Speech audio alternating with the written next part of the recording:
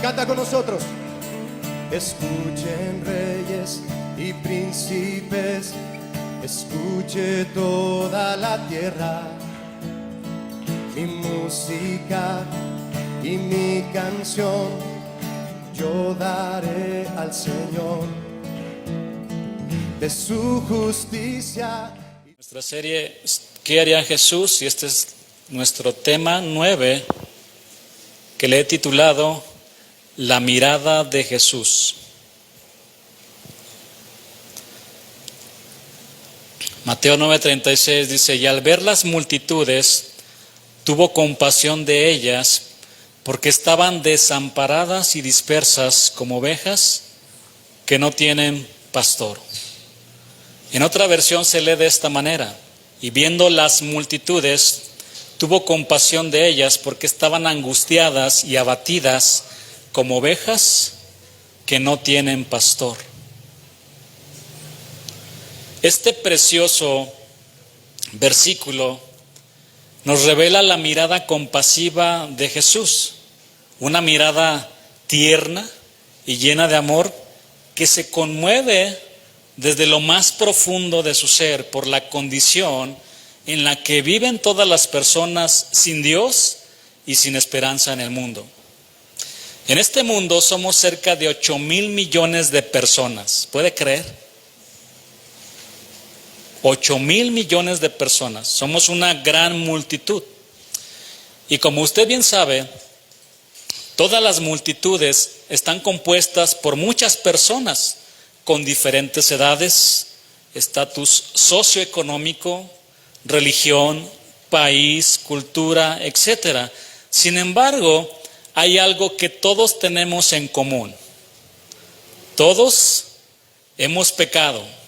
Por cuanto todos pecaron, dice la Escritura, todos están destituidos de la gloria de Dios.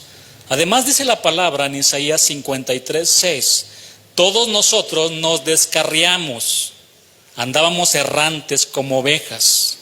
Cada cual se apartó de su camino, mas Jehová cargó en él el pecado de todos nosotros.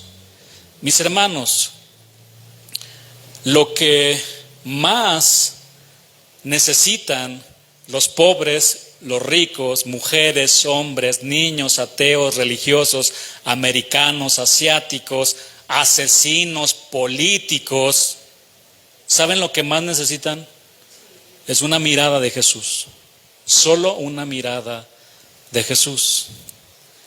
La mirada del Verbo es como una espada que penetra todos los rincones de nuestro ser. Y es la única espada que no mata, que da vida y da vida eterna. Vean el versículo conmigo. Al ver las multitudes.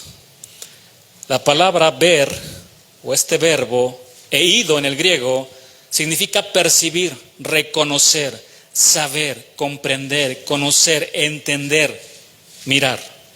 Y hay dos palabras equivalentes. Optomai, que significa mirar fijamente, observar algo con los ojos bien abiertos, con asombro. Pero este asombro aquí es de algo que impacta negativamente. Síganme con esto. La otra palabra equivalente es jorao, que significa discernir claramente. En otras palabras, cuando Jesús miraba a las multitudes, su mirada, se conectaba directamente con su corazón, con lo más profundo de su corazón, y se conmovía mucho. Percibía y discernía con su mirada todos los problemas que estaban pasando. ¿Cuántos problemas usted cree que estén pasando estas 8,000 millones de personas en el mundo? Muchos problemas. Para ilustrar un poco esto, de cómo el Señor se conmovía, creo que todos nos conmovemos hasta las lágrimas al ver a un niño que está muriendo por falta de alimento. ¿Sí te conmueve eso o no? A mí sí me conmueve. O verlo llorar porque tiene hambre. Eso nos conmueve. Jesús siempre miró a todos con compasión. ¿Cómo nos miró el Señor cuando nos encontró? con compasión, con su mirada tierna y llena de amor. Lucas registra una historia hermosa en donde se cruzan las miradas del pequeño Zaqueo y del Señor Jesús. Vaya conmigo al capítulo 19, versículo 1 al versículo 7. El Evangelio según San Lucas.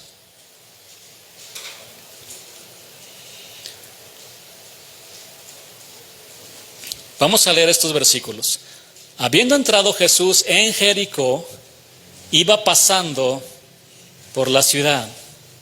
Y sucedió que un varón llamado Zaqueo, que era jefe de los publicanos y rico, procuraba ver quién era Jesús, pero no podía a causa de la multitud, pues era pequeño de estatura. Y corriendo delante subió a un árbol sicomoro para verle, porque había de pasar por ahí, ¿quién? Nuestro Señor Jesús. Cuando Jesús llegó a aquel lugar, mirando hacia arriba, le vio y le dijo: Zaqueo, date prisa, desciende, porque hoy es necesario que pose yo en tu casa. Entonces él descendió a prisa y le recibió gozoso. Al ver esto, todos murmuraban diciendo que había entrado a posar con un hombre pecador. Zaqueo, como lo estamos viendo aquí, no solo era un publicano, era jefe de los publicanos, era jefe de los recaudadores de impuestos y muy rico. De hecho, es muy probable que él fuera el hombre más rico de Jericó. Pero ¿quiénes eran los publicanos? Los publicanos eran judíos que trabajaban para los romanos. Su tarea principal consistía en cobrar los impuestos a sus compatriotas. Por esta razón, los consideraban traidores y ladrones, corruptos. En consecuencia, los publicanos eran expulsados de las sinagogas y no eran bien vistos por los de su nación. Eran odiados por los fariseos, quienes interpretaban ciertos pasajes de las Escrituras, dando a entender que un justo no debía juntarse con los pecadores, porque se podían contaminar. Por ejemplo, ellos utilizaban Proverbios 4:14, que dice: no entres por la vereda de los impíos, ni vayas por el camino de los malos, porque te vas a contaminar. Bien, debido a esta creencia, los fariseos evitaban cualquier tipo de contacto o diálogo con los publicanos o con cualquier pecador. Mire, una tradición en la Mishnah, bien, los judíos tienen varios libros. Tienen la Mishnah, el Talmud, tienen la Torá. Pero una tradición en la Mishnah, que es una colección escrita de las tradiciones orales judías, dice lo siguiente sobre los publicanos: si los recaudadores de impuestos entran en una casa, todo lo que hay dentro de ella se vuelve inmundo. ¿Qué es lo que contamina su impureza? Los alimentos y líquidos y las vasijas de barro abiertas. Las que tengan una tapa permanecen limpias. Vean el extremo. Si un gentil o una mujer estaba con ellos, todo llega a ser impuro. Si entraba un publicano a tu casa, tú tenías que tapar tu olla de frijoles, ¿sí? Porque se contaminaban también tus frijoles. Estoy hablando en nuestro contexto cultural. Así que para un fariseo era muy importante con quién compartía su mesa para comer. Los fariseos creían que comer solos les ayudaba a mantener su pureza, mantenerse puros espiritualmente. Especialmente evitaban cualquier tipo de comunión con pecadores y cobradores de impuestos. Esto que hacían estos hombres no lo vemos en el judío Yeshua, Jesús. Él no hacía eso. Jesús en varias ocasiones fue criticado por recibir a los publicanos y estar en constante compañía con ¿quién? Con los pecadores, amigo de pecadores. Allá va el amigo de pecadores. Además, los evangelistas registran que Jesús comía, bebía y entraba a la casa de cobradores de impuestos, como lo hizo con Mateo y también con Zaqueo. Una acción impensable para ciertos fariseos y escribas. El hecho de que Jesús tenía comunión con todos los pecadores provocó la crítica de los fariseos y escribas que murmuraban contra Jesús. Particularmente en el Evangelio de Lucas, no es raro ver a Jesús en compañía de pecadores, entre ellos los cobradores de impuestos, a los que consideraban lo peor de lo peor. Lo peor de lo peor se encontró con lo mejor de lo mejor. Las Escrituras dicen que Zaqueo se subió a un árbol porque procuraba ver quién era Jesús. La palabra griega para procurar que utilizó Lucas es seteo y significa buscar, ir en pos, requerir, querer hablar, demandar. La palabra ver que se utiliza aquí es la misma que ya comentamos cuando Jesús vio a las multitudes, ido, que significa percibir, ver algo fijamente con asombro, pero aquí el asombro sí es algo que impacta netamente positivo y es algo muy agradable, porque Zaqueo vio a Jesús.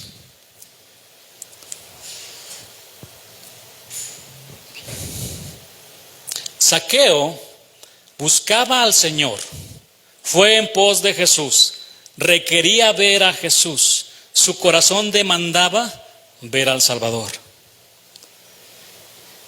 Y aquí yo quiero hacer una reflexión para mí y para mis amigos predicadores. ¿Sabía usted que las personas quieren ver a Jesús? No nos quieren ver a nosotros. Ellas necesitan ver a Jesús. Por lo tanto, dejemos de tratar de impresionarles con nuestras enseñanzas con una exégesis perfecta. Ellos quieren ver al Señor. Pero para que ellos vean a Jesús, nosotros tenemos primero que ver a Jesús, verlo a Él. Y eso lo vamos a lograr únicamente escudriñando las Escrituras, no solo con el entendimiento, sino con el corazón, con el corazón.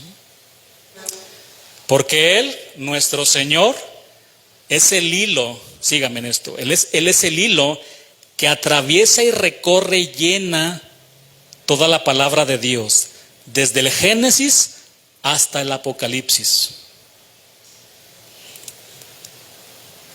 En el principio, Dios creó, Génesis 1:1. Juan conecta también su evangelio con este mismo versículo en el principio. En el principio era el verbo, y el verbo era con Dios, y el verbo era Dios. Así comienza Génesis 1:1. ¿Y cómo termina toda la Escritura, toda la palabra de Dios en Apocalipsis 22, versículo 21? Termina con el siguiente versículo: la gracia de nuestro Señor Jesucristo sea con todos vosotros. En Él comienza el alfa y el omega. La gente necesita ver a Jesús. Pero vaya conmigo al versículo 5 para ver el preciso momento en que la mirada de un pecador se encuentra con la mirada de Jesús.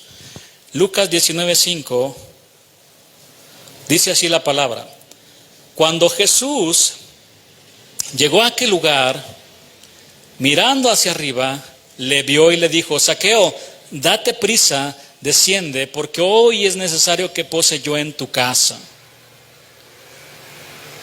Otra versión dice: cuando Jesús llegó a ese lugar, miró hacia arriba, vio a Zaqueo en el árbol.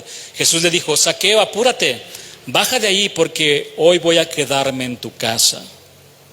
Mirando hacia arriba le vio. Aquí se utiliza la misma palabra ido. Jesús percibió la gran necesidad de este hombre, que era tan pobre que lo único que tenía era dinero. Además de su escasez espiritual, muchos judíos despreciaban a Zaqueo y era muy mal visto. Pero cuando su mirada se encontró con la mirada de Jesús, sin duda fue el momento más maravilloso de su vida. Por fin, alguien me ve con amor. Mis amados, todos necesitamos ver los ojos de Jesús. Solo necesitamos una mirada de Él. Su mirada es como una mirada de fuego que purifica nuestros corazones. El más grande de todos los milagros sucede cuando la mirada de Jesús encuentra la mirada de un pecador que se conecta a su mismo corazón para decirnos: ¿quién te condena? Ninguno, ni yo te condeno, pero vete y no peques más. Mis hermanos, Jesús tenía una visión muy distinta a los religiosos de su época. Sus acciones estaban enfocadas en el beneficio de su prójimo. Con su acercamiento, el Señor demostraba amor y compasión. Con esto se ganó el corazón, amor, fidelidad y lealtad de muchos, incluyendo el de Zaqueo y también el nuestro. Hermanos, ¿y cómo no amar a aquel que nos ama muchísimo? ¿Y cómo no amar mucho a aquel que nos ha perdonado mucho? ¿Sí lo ama el Señor? ¿Sí lo ama? Te amo, Señor. Fallo de muchas maneras, pero aquí sigo siéndote leal, fiel, Señor. Tú me vuelves a levantar. El Señor mostraba su amor y misericordia al necesitado. Debido a esa forma de actuar, Jesús nos invita a ver las multitudes como Él las ve. Nos invita a no juzgar sin justo juicio. Creo que a veces hemos hecho varias aseveraciones, creo que muy severas. Posiblemente vemos a alguien mal, inclusive puede ser un cristiano o no cristiano, y decir: esa persona se va a ir al infierno. ¿Y quién eres tú y quién soy yo para cerrar la vida de ese hombre o esa mujer? Nadie. O de una persona que falleció, de seguro está en el infierno. ¿Tú eres Dios para mandarlo al infierno y decir que ya está en el infierno? Es muy feo eso, hermano. En ocasiones actuamos como los hijos del trueno, Jacobo y Juan. Señor, ¿quieres que oremos para que descienda fuego y los destruya? Tú dinos, Señor. Cuando tú nos digas: vamos a orar para que se vaya al infierno esa persona, a veces tomamos el lugar de Dios. Yo no me atrevería a decir de una persona que está en el infierno que no conozco: oye, es tal persona, no lo sé. Yo te puedo decir lo que dice la palabra, pero tampoco te puedo decir que está en el cielo. Yo no me atrevería a decir ninguna de las dos cosas.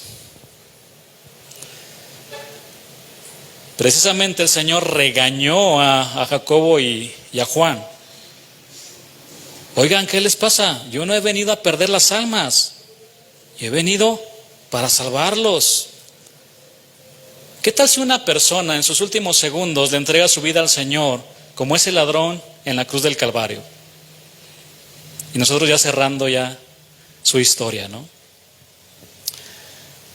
Pregunta: ¿ustedes creen que Jesús no conocía la vida de Zaqueo? Pero por supuesto, mejor que los mismos fariseos que lo juzgaban. Posiblemente los fariseos se quedaban cortos al decir que era un traidor y ladrón. Quizás además le pegaba a su esposa y trataba mal a sus hijos, ¿no creen? Jesús conocía a este hombre, pero cuando lo miró, lo llamó por su nombre, Zaqueo. Por cierto, el nombre de Zaqueo significa limpio y puro. Qué gran contradicción, ¿no? Bueno, así hay algunos cristianos que se dicen santos y apartados, pero sus hechos contradicen sus vidas y lo que dicen ser. Bien, Jesús llamó por su nombre a Zaqueo. Y llamar a alguien por el nombre significa una acción de respeto y un reconocimiento público de estima. Notemos que el Señor no usó expresiones como ciertos cristianos. Él no le dijo: hey, tú pecador, baja y desciende, porque hoy es necesario que vaya a tu casa. No le dijo eso. Hey, ladrón, baja. Siente feo, ¿no? Jesús no actuó así. ¿Cuántos le dan gracias a Dios que Jesús no es como nosotros? Jesús no sacó los trapitos sucios de Zaqueo como muchos cristianos lo hacen con otras personas y otros cristianos. Mire, mi hermano, todos tenemos trapitos sucios, todos.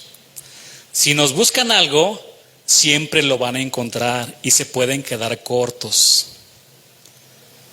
Todos tenemos algo en que hemos pecado delante de Dios, ¿o quién no? Pero si Dios echó a lo más profundo del mar todos nuestros pecados, todas nuestras maldades, ¿quiénes somos nosotros para sacarlas del mar y volverlas a exponer? ¿Quiénes somos? Nadie. A muchos les encanta bucear profundo para buscar los trapitos sucios de los demás. Lo que deberían hacer es bucear para conocer más a Dios, meterse a las profundidades del mar y conocer su palabra. Y Zaqueo, como todos, tenía sus trapitos, pero Jesús lo miró con compasión. Ciertamente Jesús en algunas ocasiones fue duro, pero la mayoría de sus confrontaciones fueron dirigidas ¿hacia quiénes? Hacia los fariseos. Pero detrás de esas confrontaciones estaba su mirada llena de compasión. En el capítulo 23, no vaya, de Mateo, encontramos varias reprensiones contra los religiosos de su tiempo. Hay 8 ayes. Después de que el Señor dio 8 bienaventuranzas, se va con todo contra los religiosos.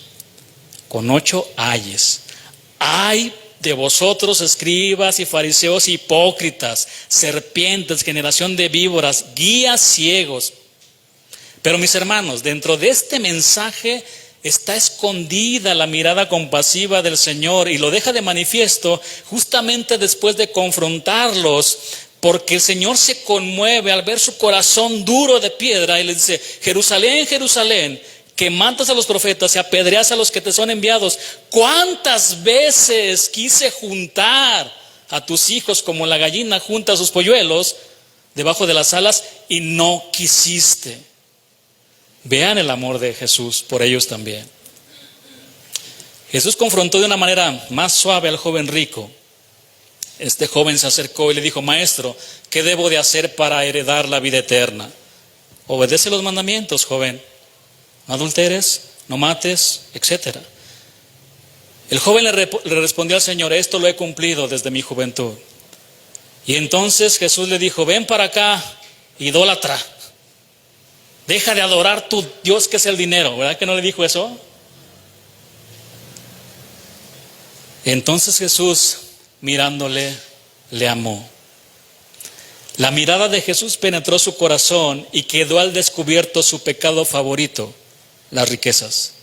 Por eso el Señor, de una manera muy amable, le dijo: una cosa te falta.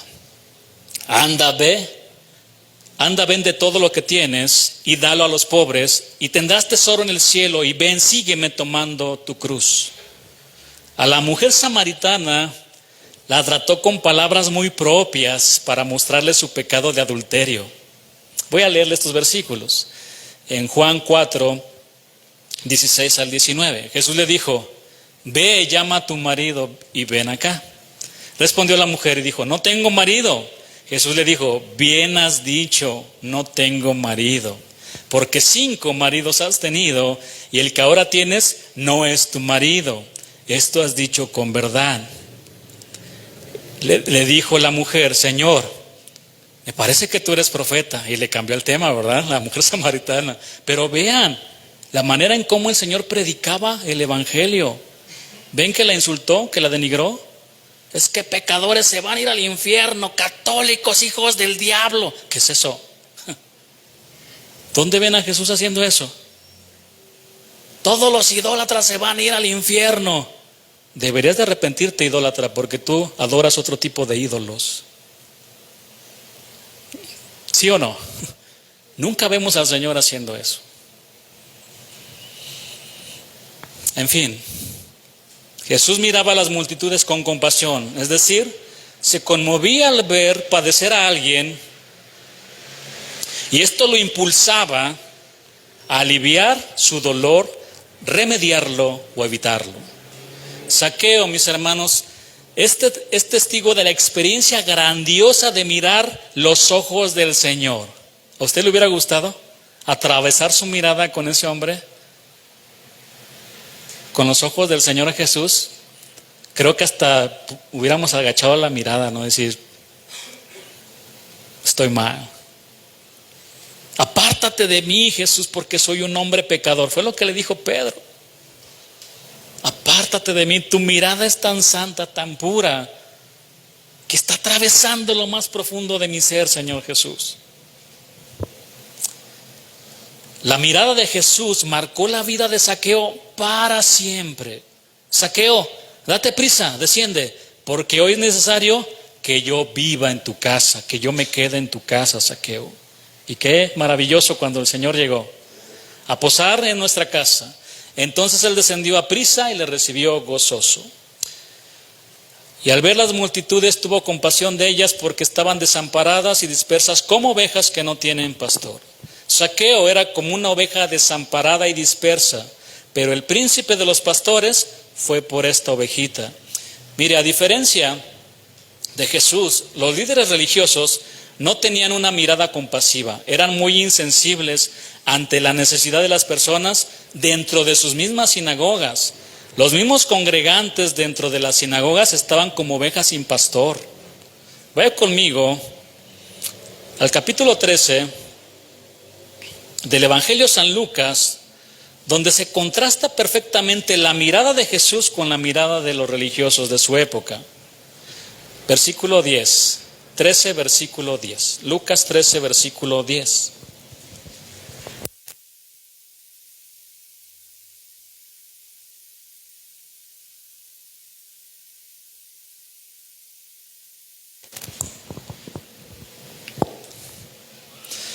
Enseñaba Jesús en una sinagoga en el día de reposo. Ese sábado le tocó al Señor Jesús compartir la palabra, y durante su enseñanza él percibió la necesidad de una mujer a lo lejos, porque no se unían juntos, ellas se congregaban así por separado, no se podían juntar los hombres con las mujeres, eran muy machistas en aquellos tiempos. Percibió su gran necesidad y la llamó para orar por ella. Esta mujer tenía 18 años con una enfermedad crónica de parálisis que la mantenía encorvada. No podía ni siquiera mirar hacia arriba, siempre andaba encorvada. Versículo 11, y había ahí una mujer que desde hacía 18 años tenía espíritu de enfermedad y andaba encorvada y en ninguna manera se podía enderezar. Y esto lo constata un médico, Lucas, lo estaba viendo. Cuando Jesús la vio, es lo mismo, la misma palabra que hemos estudiado. La llamó y le dijo, mujer, eres libre de tu enfermedad. Y puso las manos sobre ella y ella se enderezó luego y glorificaba a Dios. Pero el principal de la sinagoga, enojado de que Jesús hubiese sanado en el día de reposo, dijo a la gente, había mucha gente, 6 días hay en que se debe trabajar, en estos pues venid y sed sanados y no en día de reposo. Entonces el Señor le respondió y dijo, hipócrita, cada uno de vosotros no desata en el día de reposo su buey o su asno del pesebre y lo lleva a beber. Versículo 16, y a esta hija de Abraham que Satanás había atado 18 años, ¿no se le debía desatar de esta ligadura en el día de reposo? ¿Ya se dieron cuenta que en esta reunión hubo de todo? Jesús compartió la palabra, Jesús oró por una mujer y la sanó, la mujer explotó en alabanzas, glorificaba a Dios. Vean la reunión. El líder religioso se enojó porque Jesús sanó a esta mujer y Jesús lo confrontó y le dijo, hipócrita. Una reunión muy intensa, ¿no? Cuando está el Señor, cuidado, Él sana, Él da la palabra, Él corrige, estaba corrigiendo a este hombre. ¿Qué reunión tan intensa? ¿Se acuerdan la reunión intensa que tuvimos hace unos días? Algo así parecido. Estuvo intensa esa reunión, ¿se acuerdan o no? Más buzos ahí ya, varones, ya, necesito varones ahí, buzos caperuzos. ¡Ah, qué reunión! Pero noten conmigo, el religioso Por mucho tiempo, y la gente vieron a esta mujer con su enfermedad y no hicieron nada, no hicieron nada. Pero cuando Jesús la vio, fue movido a misericordia y no la dejó como estaba. El Señor nunca nos ha dejado como estábamos antes. Gracias a Dios. El día de hoy hay muchos motivadores, pero hay pocos pastores conforme al corazón de Dios. Y aquí quiero comentarle algo, hermano. Si Dios pone en su corazón orar por alguien, ore. Es más, si está en persona y si llega aquí, ay, me quedé con ganas de orar por ese hermano. No, hágalo en ese momento. Hágalo por su hermano.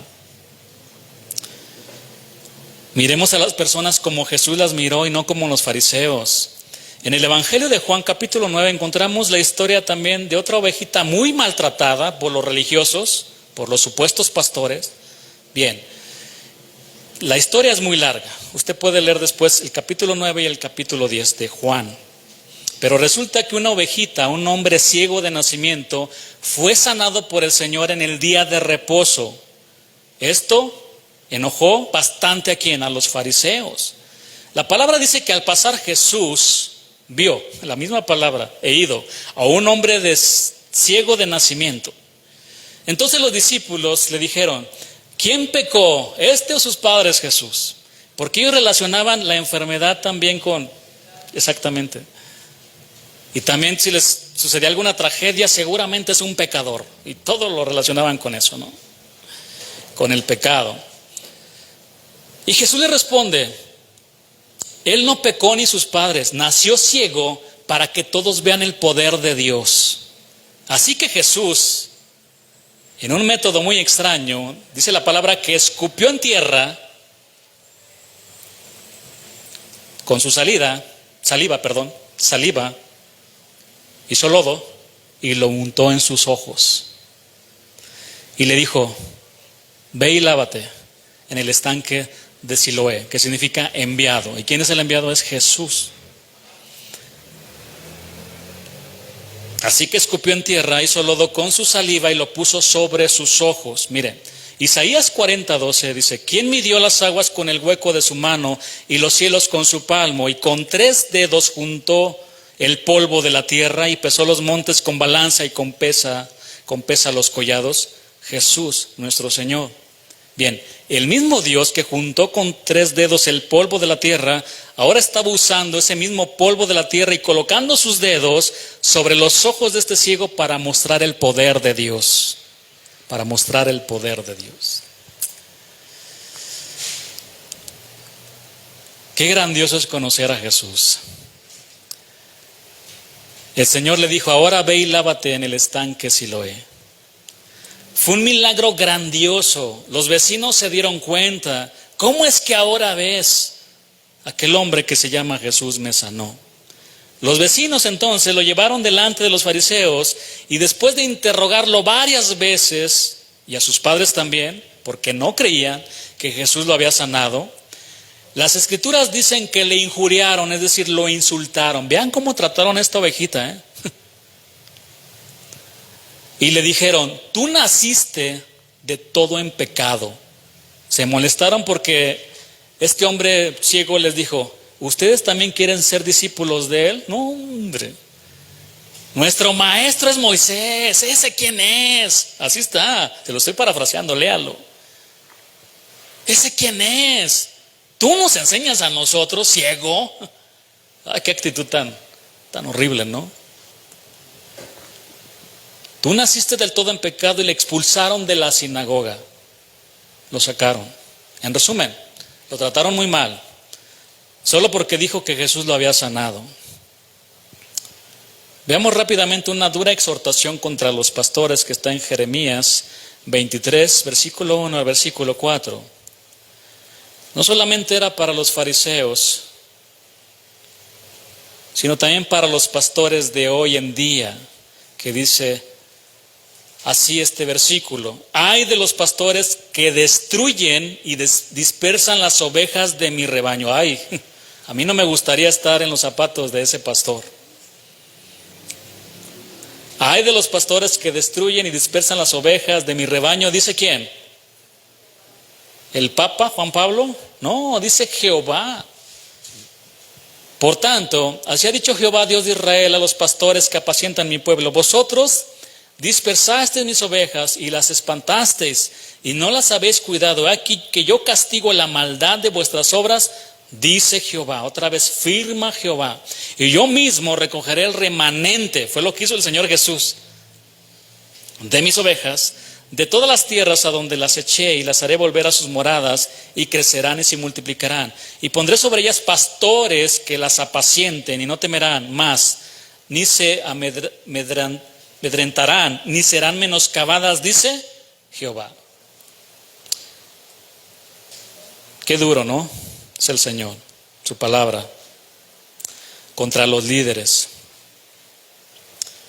El Señor se dio cuenta que lo habían expulsado a este hombre, y hallándole le dijo: ¿crees tú en el Hijo de Dios? Y él contestó con otra pregunta: ¿quién es, Señor, para que crea en él? Pues le has visto, y el que habla contigo, él es. Y él dijo: creo, Señor, y le adoró. Vean cómo lo trató el Señor Jesús. Después se fue con todo contra los religiosos. En el capítulo 10, ustedes son unos pastores irresponsables. Y les empezó a decir muchas cosas. Asalariados. Yo pongo mi vida por mis ovejas. El buen pastor da su vida por sus ovejas.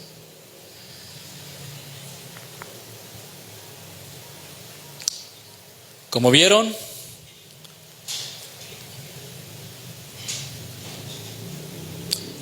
los religiosos trataron muy mal a Zaqueo, no eran compasivos ante la necesidad. Ahí estaba la mujer encorvada y a este hombre ciego de nacimiento. No miraban con compasión. Mis hermanos, todas estas enseñanzas de esta serie, ¿qué haría Jesús?, tiene el firme propósito de seguir el ejemplo del Supremo Señor, de imitarlo. ¿Qué haría Jesús? Miremos a las personas como Jesús las miró, con compasión, con compasión. Hasta las personas que nos agreden, a las personas que nos dicen lo que sea, tenemos que verlas con compasión, porque espiritualmente están muy mal, muy mal.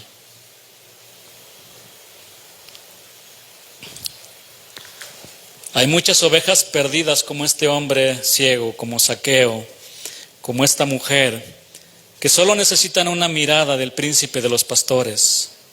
Vaya conmigo al libro de Lucas, capítulo 15, para leer otros versículos aquí.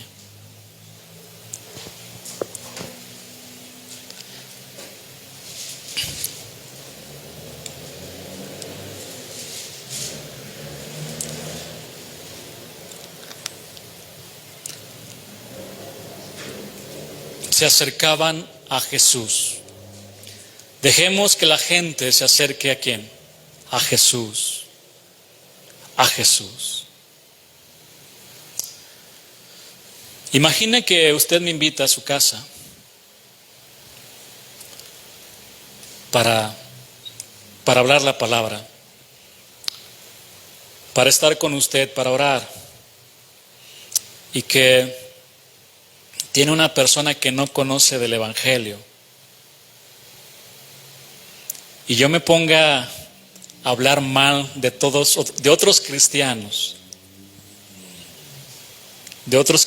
estoy ahí comiendo y diciendo, etcétera, etcétera.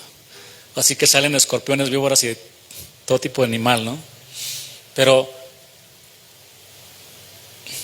¿qué pensaría esa persona que no conoce de la palabra? ¿Qué va a pensar? Es bien triste todo eso, hermanos. Es muy triste, demasiado triste.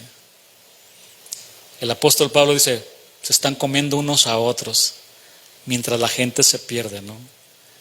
Ellos necesitan la palabra del Señor. Dejemos que se acerquen a Jesús, se acercaban a Jesús, pero a veces nuestra vida, nuestro testimonio no deja que las personas se acerquen al Señor.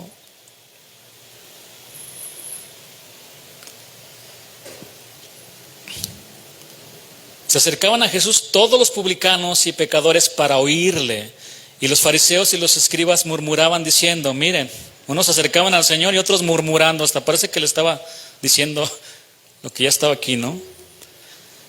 Y los escribas murmuraban diciendo, a los pecadores recibe y con ellos come. Entonces él le refirió esta parábola diciendo, ¿qué hombre de vosotros teniendo 100 ovejas y pierde una de ellas, no deja las 99 en el desierto y va tras la que se perdió hasta encontrarla? Y cuando la encuentra, la pone sobre sus hombros gozoso, y al llegar a casa reúne a sus amigos y vecinos diciéndoles, gozaos conmigo porque he encontrado mi oveja que se había perdido. Os digo que así habrá más gozo en el cielo por un pecador que se arrepiente que por 99 justos que no necesitan arrepentimiento.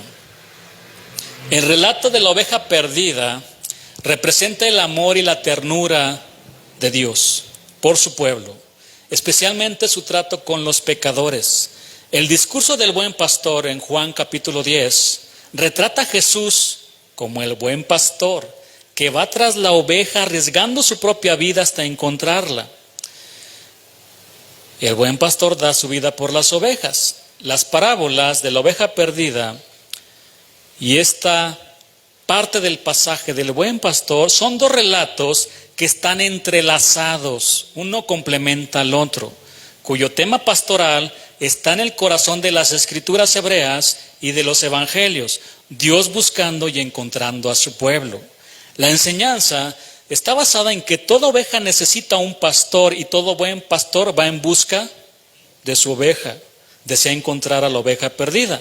La parábola de la oveja perdida es una narrativa llena de amor y nos habla del gozo que inunda el corazón de Dios, que llena el corazón de Dios una vez que encuentra a su oveja. Este gozo es de tal magnitud que trasciende el orden creado. Tiene lugar en el cielo cuando el pecador arrepentido es encontrado por el pastor y llevado de regreso al redil. La audiencia de Jesús es muy similar en las dos narrativas de los evangelistas que registran esta parábola. Se describe a los oyentes de Jesús como multitudes que le seguían y deseaban escuchar sus enseñanzas. Esta imagen de una multitud que va tras Jesús hace eco de la imagen de las ovejas que siguen a su pastor. El Evangelio de Lucas nos dice que entre esa multitud había pecadores, cobradores de impuestos, fariseos y escribas. Era una combinación de gente que formaba una gran audiencia de extremos. Por un lado estaban los pecadores más viles y por otro los religiosos más piadosos. De manera similar en el discurso del buen pastor, en el Evangelio de Juan, la audiencia estaba compuesta por un buen número de personas, incluidos también los fariseos, a quienes Jesús dirige estas palabras. Aunque hay algunos detalles diferentes en las narrativas de los pasajes paralelos, en ambas contienen el inmenso valor que tiene cada oveja para su pastor y el gran gozo de encontrar a esta oveja perdida. La parábola de la oveja perdida en el Evangelio de Lucas comparte el mismo tema con las parábolas de la moneda perdida y el hijo pródigo. El tema de esta trilogía de parábolas enfatiza el gozo que existe por encontrar lo que se había perdido.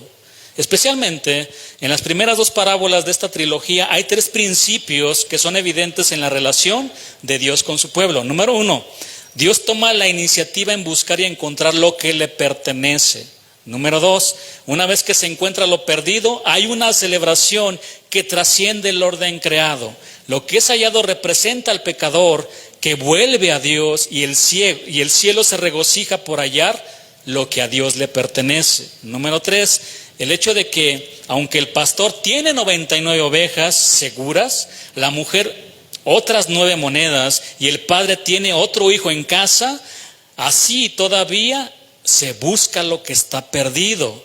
Las ovejas seguras en el rebaño no retienen al pastor y dejan que vaya por la que está perdida.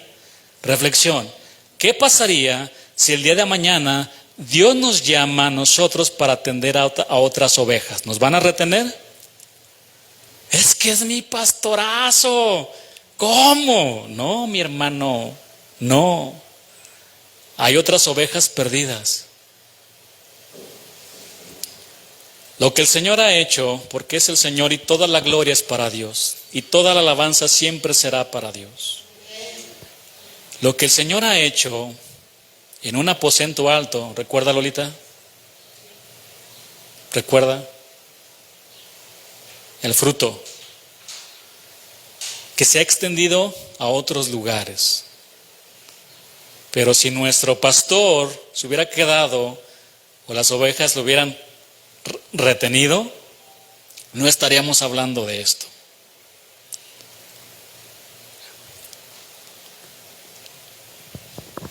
Hay más ovejas. ¿Y quién es la oveja perdida? El Evangelio de Lucas comienza con la parábola diciendo que todos los cobradores de impuestos y pecadores se acercaban a Jesús para escucharlo y Jesús lo recibía. Basados en esta descripción, podemos imaginar un buen número de personas que eran conocidas por la sociedad como pecadores.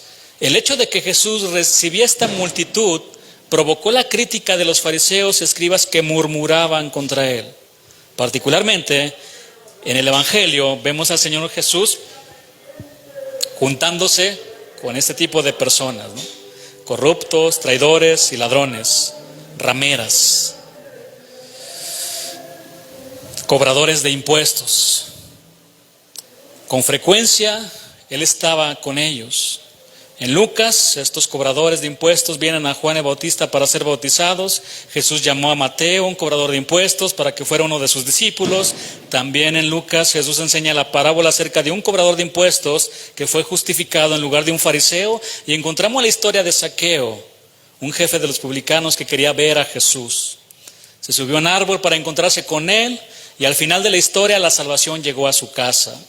La audiencia de la parábola era una multitud inusual, compuesta por todos los cobradores de impuestos y pecadores, junto con escribas y fariseos, lo cual hacía la ocasión perfecta para contar esta parábola.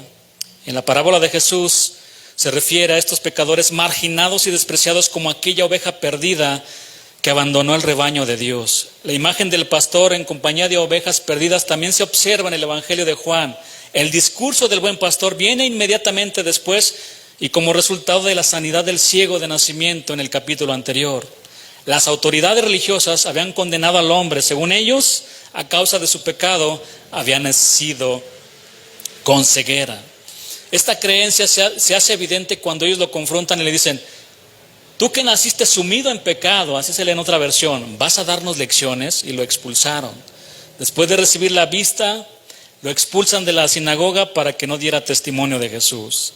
Al ver lo que estos líderes habían hecho con este hombre, Jesús se proclama a sí mismo como el buen pastor de su pueblo, y no los líderes religiosos, quienes tradicionalmente habían representado a los pastores irresponsables de Israel. Los evangelistas describen a Jesús como un hombre que tuvo compasión, que tenía misericordia por las multitudes que estaban desamparadas y dispersas, como ovejas sin pastor. Muchos de ellos eran gente campesina, los cuales tenían esperanza en una redención de Israel, pero no tenían pastores que los guiaran. Jesús los describe como las ovejas perdidas de Israel, que necesitan un buen pastor que las cuide. En el Evangelio de Mateo, antes de la parábola de la oveja perdida, Jesús afirma: porque el Hijo del Hombre ha venido para salvar lo que se había perdido. En este contexto, Jesús se refiere a estos pequeños como las ovejas perdidas que se habían descarriado del rebaño. En la enseñanza de Jesús que abre Mateo, capítulo 18, Él declara que es necesario ser como un niño, paidión es la palabra griega, para entrar en el reino de los cielos. A continuación, justo antes de la parábola, en Mateo 18, 6, versículo 10, Jesús ya no se refiere a los niños de su enseñanza anterior. En cambio, Jesús usa el término pequeños, ton micrón, para referirse en sentido figurado a los discípulos que tienen la edad suficiente para tomar la decisión de seguirlo, pero su fe está comenzando a crecer y a madurar, pero aún siguen siendo vulnerables para desviarse.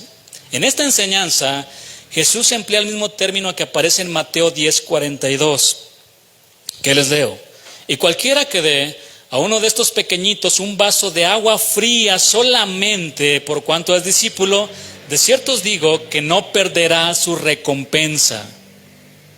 Y con este calor, Se agradece un vasito de agua. A diferencia de Lucas, la oveja perdida de Mateo no es necesariamente un pecador declarado que está perdido, sino un pequeño discípulo que ha abandonado el redil y vaga errante. Si pusieron atención, yo sé que fue muy rápido, pero con todo este contexto que les di, podemos preguntar, ¿quién es entonces la oveja perdida de Israel? Cualquier persona que está lejos del cuidado del pastor. Y hay muchas ovejas sin pastor. Mis hermanos, hay muchas ovejas perdidas. Pidamos al Señor verlas como Él las ve, con mucha compasión. En las multitudes que Jesús ministró, había todo tipo de personas. Seguramente había personas en contra y a favor, y algunos se infiltraban. Pero Él miró a todos con compasión. Mi amigo presente, la mirada de Jesús es tan hermosa, tan tierna, tan cautivadora. No agache su mirada, porque Él le ama. No la agache. Mis amigos, ¿cómo estamos viendo a todas esas ovejas perdidas, desamparadas y dispersas, que están descarriadas? Jesús dijo en Juan 10:16, también tengo otras ovejas que no son de este redil. Aquellas también debo traer, y oirán mi voz, y habrá un rebaño y un pastor. Pregunta, ¿cómo miraría el Señor a esa persona que tanto le ha hecho daño a usted? ¿Cómo la miraría? ¿Como usted la mira? ¿Sabe cómo la miraría? Exactamente como lo hizo con su ovejita Pedro después de que lo negó. Con amor. Cuando se cruzaron sus miradas, la mirada de Jesús y la mirada de Pedro, lo que Pedro esperaba era una mirada de odio, de venganza. Que bien se puede decir, me lo merezco, ¿no? Porque lo negué, porque dije, voy a dar mi vida por él. Y cuando se le atravesó la mirada ahí, la mirada de Jesús brillaba intensamente con amor, con ternura, por ver cómo estaba siendo zarandeado Pedro espiritualmente, pero era necesario. Y ahí lo tenía, lo quebrantó la mirada de Jesús, que fue y lloró amargamente por haber negado a Jesús. La mirada de Jesús. ¿Cómo lo miró Jesús a usted cuando lo encontró? Con amor. Sí, nos dijeron que habíamos pecado, ¿no? Y a lo mejor quien nos predicó fue duro, o no conocía mucho de la palabra y fue duro, ¿no? Y eres un pecador, ¿no? Así como les decía, a ver, ven tú idólatra para acá, arrepiéntate porque te vas al infierno. Y a veces, a pesar de nuestros sermones, ¿no? Para predicar, el Señor obró y ha obrado. Pero hemos aprendido cómo el Señor se acercó a la gente, cómo trató a la gente. Nunca las insultó, nunca los aplastó su dignidad, nunca, menos a las mujeres. ¿Cómo trató a las mujeres? Como unas damas, ¿no? Sí, les mostraba su pecado, pero las trataba bien, Señor.